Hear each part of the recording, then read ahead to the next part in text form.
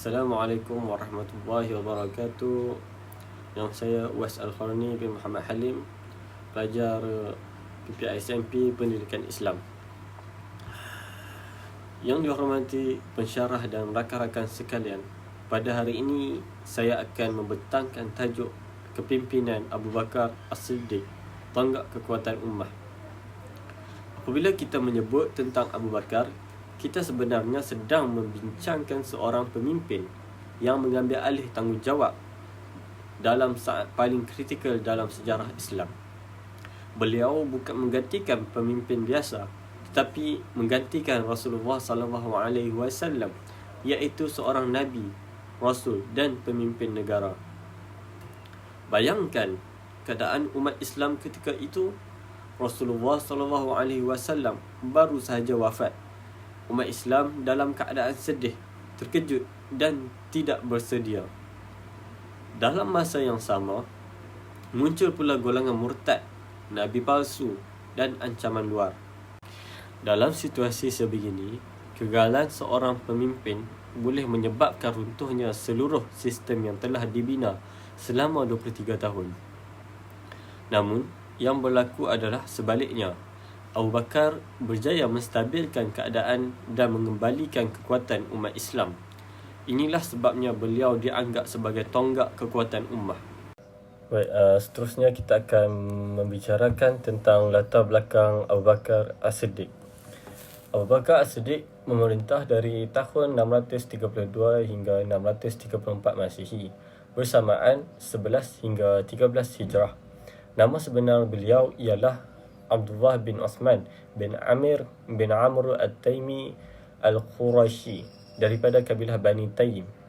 Sebelum Islam, beliau dikenali sebagai Abdul Ka'bah. Selepas memeluk Islam, beliau menukar namanya kepada Abdullah. Beliau digelar Abu Bakar dan lebih dikenali dengan gelaran As-Siddiq kerana sentiasa membenarkan Rasulullah SAW tanpa ragu-ragu.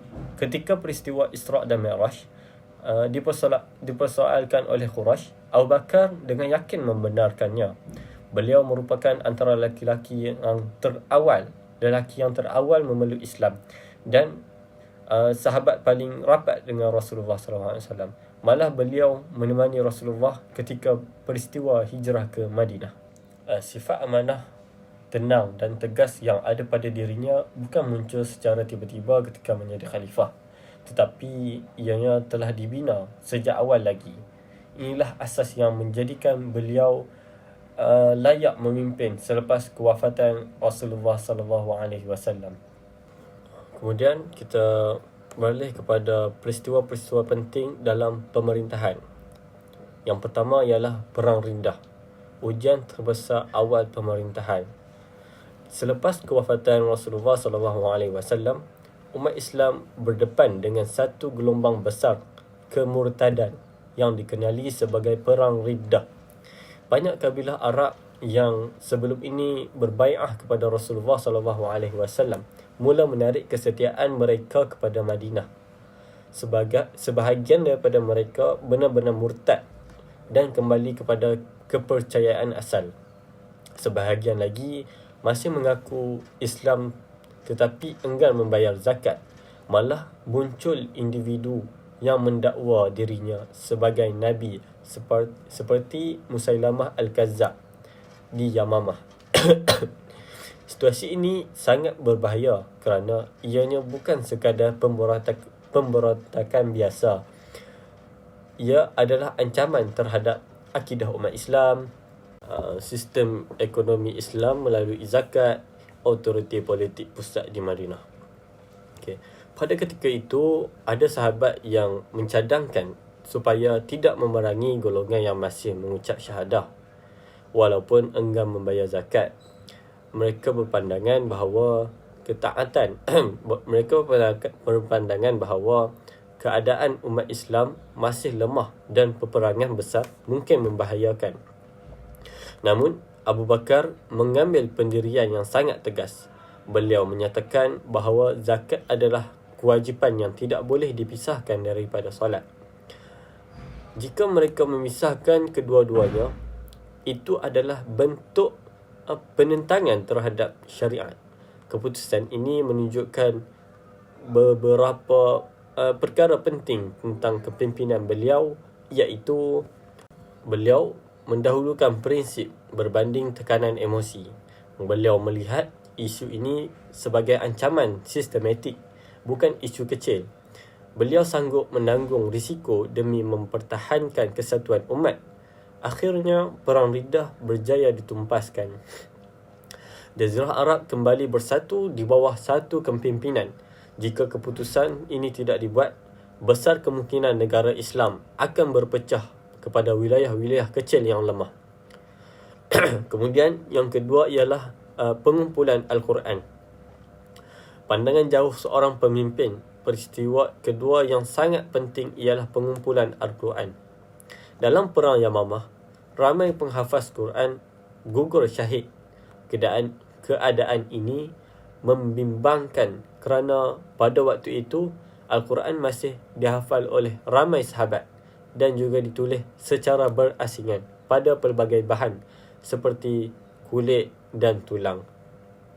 Umar Al-Khattab menyuarakan kebimbangan bahawa jika peperangan terus berlaku dan para hufaz terus gugur, ada kemungkinan sebahagian Al-Quran akan hilang. Pada awalnya, Abu Bakar merasa berat hati kerana perkara ini tidak dilakukan pada zaman Rasulullah SAW. Namun, setelah menilai maslahat yang lebih besar, beliau bersetuju. Beliau kemudian melantik Zaid bin Thabit untuk mengetuai usaha ini. Proses pengumpulan dilakukan secara sangat teliti melalui pengesahan hafalan dan bukti bertulis. Keputusan ini menunjukkan kebijaksanaan membuat keputusan berdasarkan maslahat umum. Keupayaan berfikir jauh selepas keadaan semasa. Kemudian keberanian membuat inovasi pentadbiran apabila diperlukan.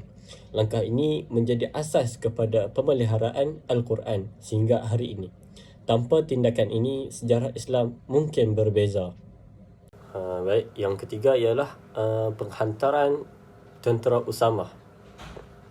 Sebelum kewafatan Rasulullah SAW, baginda telah merancang penghantaran tentera yang dipimpin oleh Usamah bin Zaid ke wilayah Syam. Selepas kewafatan Nabi, keadaan Madinah menjadi tidak stabil. Ada yang mencadangkan agar misi itu ditangguhkan kerana bimbang serangan dari dalam. Namun, Abu Bakar menolak cadangan tersebut. Beliau menegaskan bahawa arahan Rasulullah SAW tidak boleh dibatalkan. Tindakan ini mempunyai kesan yang sangat besar. Ia menunjukkan kesinambungan seorang kepimpinan. Ia memberi mesej kepada musuh bahawa umat Islam ini tidaklah lemah. Ia meningkatkan keyakinan dalam umat Islam sendiri. Ia membuktikan bahawa kepimpinan beliau tidak dipandukan oleh ketakutan tetapi oleh prinsip. Setelah kita membicarakan tentang peristiwa-peristiwa semasa kepimpinan Abu Bakar, sekarang kita beralih kepada era kegemilangan pemerintahan. Walaupun pemerintahan beliau ini hanya sekitar 2 tahun, era ini sebenarnya merupakan fasa pemulihan dan pengukuhan yang sangat penting dalam sejarah Islam. Penyatuan semula Jazirah Arab selepas kejayaan yang pertama ialah penyatuan semula Jazirah Arab. Selepas kejayaan Perang Riddah, seluruh Jazirah Arab kembali berada di bawah satu kepimpinan pusat. Ini penting kerana tanpa kestabilan dalaman, sebarang usaha perkembangan luar tidak akan berjaya. Abu Bakar memahami bahawa kekuatan negara bermula daripada kesatuan akidah dan kesetiaan terhadap sistem. Permulaan yang kedua ialah permulaan perluasan wilayah. Selepas keadaan stabil, beliau mula menggerakkan tentera ke luar semenanjung Arab, termasuk ke Iran dan Syam. Ini bukan tindakan agresif semata-mata, tetapi strategi jangka panjang. Ia menunjukkan bahawa beliau tidak hanya memikirkan penyelesaian krisis, tetapi masa depan umat Islam. Pengukuhan pentadbiran dan ekonomi. Yang ketiga, pengukuhan pentadbiran dan ekonomi. Beliau memastikan zakat dikutip dan diagihkan secara teratur. Baitul Mal diurus dengan amanah. Beliau hidup sederhana walaupun memegang jawatan tinggi. Integriti ini dibina kepercayaan rakyat terhadap institusi khalifah. Okey, seterusnya fitnah dan cabaran pada pemerintahan Abu Bakar As-Siddiq. Pemerintahan beliau tidak bermula dalam keadaan aman, penuh krisis emosi dan politik. Sebagaimana kewafatan Rasulullah SAW menyebabkan umat Islam berada dalam keadaan terkejut dan tidak stabil. Jika tidak ditangani dengan baik, ia boleh mencetuskan perpecahan. Abu Bakar tampil dengan ketenangan dan menegaskan bahawa Islam bukan bergantung kepada individu, tetapi kepada Allah Subhanahu Wa Taala. Kemudian fitnah akidah. Kemunculan golongan murtad dan nabi palsu adalah fitnah besar yang menggugat asas keimanan. Beliau sedar bahawa jika akidah runtuh, negara juga akan runtuh. Kemudian ancaman luar. Kuasa besar seperti Byzantine dan Parsi memerhati perkembangan ini. Sebarang kelemahan dalaman boleh membuka ruang kepada serangan luar. Baik, sekarang saya akan menghuraikan tentang sumbangan beliau.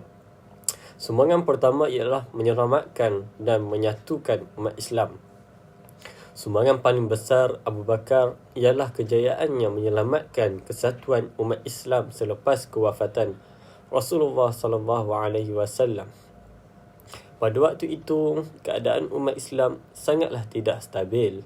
Banyak kabilah Arab menarik balik kesetiaan kepada Madinah. Ada yang murtad, ada yang enggan membayar zakat dan ada yang mengikuti nabi palsu seperti mana Musailamah Al-Kadzab. Jika situasi ini tidak ditangani dengan tegas, negara Islam mungkin berpecah kepada wilayah-wilayah kecil yang lemah dan saling bertentangan. Namun, Abu Bakar mengambil keputusan untuk memerangi golongan tersebut. Beliau melihat isu ini bukan sekadar pemberontakan politik, tetapi ancaman terhadap akidah dan sistem Islam secara keseluruhan. Sumbangan kedua ialah memelihara dan menghimpunkan Al-Quran. Sumbangan kedua yang sangat besar ialah usaha pengumpulan Al-Quran dalam satu mushaf rasmi. Selepas perang Yamamah, ramai penghafaz Al-Quran gugur syahid. Keadaan ini menimbulkan kebimbangan bahawa jika para hufaz terus berkurang, mungkin akan berlakunya kehilangan ayat-ayat Al-Quran. Abu Bakar bersetuju untuk menghimpunkan Al-Quran melalui proses yang teliti. Langkah ini menunjukkan pandangan jauh beliau sebagai seorang pemimpin. Beliau tidak hanya memikirkan isu semasa, tetapi memikirkan generasi akan datang. Sumbangan ini sangat penting kerana ia menjadi asas kepada pemeliharaan Al-Quran sehingga hari ini. Jika Abu Bakar tidak mengambil keputusan seperti itu, maka mungkin sekarang umat Islam menghadapi cabaran untuk menentukan keturunan asli wahyu. Kemudian sumbangan ketiga ialah meletakkan asas kekuatan negara Islam. Sumbangan ketiga ialah kejayaan beliau membina asas kedaulatan negara Islam dari sudut pentadbiran dan ketenteraan. Selepas keadaan dalaman stabil, beliau mula menggerakkan tentera ke wilayah seperti Iran dan Syam. Ini menunjukkan bahawa beliau bukan hanya menyelesaikan krisis, tetapi merancang masa depan umat Islam. Beliau juga memastikan sistem zakat dan Baitul Mal berjalan dengan baik serta mengekalkan sistem syura dalam pentadbiran. Pendekatan ini membentuk struktur negara yang stabil dan kukuh yang kemudiannya berkembang lebih pesat pada zaman khalifah seterusnya.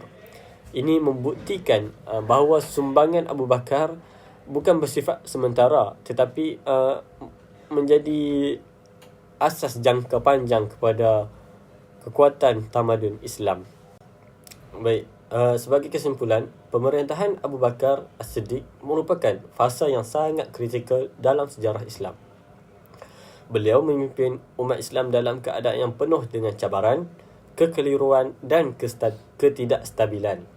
Selepas kewafatan Rasulullah SAW, pada waktu itu umat Islam berdepan ancaman seperti golongan murtad, nabi palsu dan penolakan kewajipan zakat. Namun, melalui ketegasan, kebijaksanaan dan keimanan yang kukuh, beliau berjaya menyelamatkan kesatuan umat Islam serta mengembalikan kestabilan negara Islam. Selain itu, tindakan beliau mengumpulkan Al-Quran membuktikan bahawa beliau seorang yang mempunyai pandangan jauh. Keputusan tersebut bukan sahaja menyelesaikan kebimbangan semasa, tetapi menjamin pemeliharaan wahyu untuk generasi akan datang. Walaupun tempoh pemerintahannya singkat, sumbangan beliau sangat besar.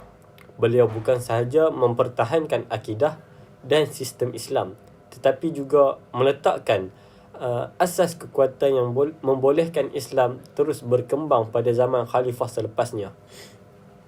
Daripada kepimpinan beliau, kita dapat melihat bahawa seseorang pemimpin yang benar-benar berjaya bukanlah yang memerintah dalam keadaan mudah, tetapi yang mampu bertindak dengan tenang dan tegas ketika krisis.